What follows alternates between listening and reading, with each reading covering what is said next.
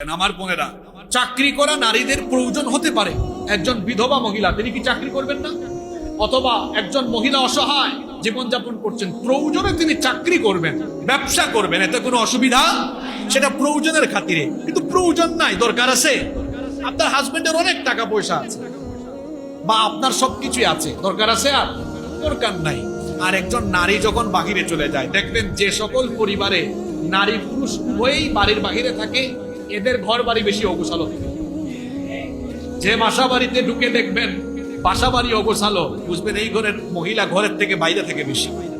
চাকরি না করলেও ফাটুং ফুটুং শপিং এ যাওয়া, রেস্টুরেন্টে খাওয়া, কথাগুলো মিলাবেন। যে বাসায় গিয়ে দেখবেন বাসা বাড়ি অগোছালো, এই বাড়ির মহিলা এটা বেশি ফটং ফটং করে।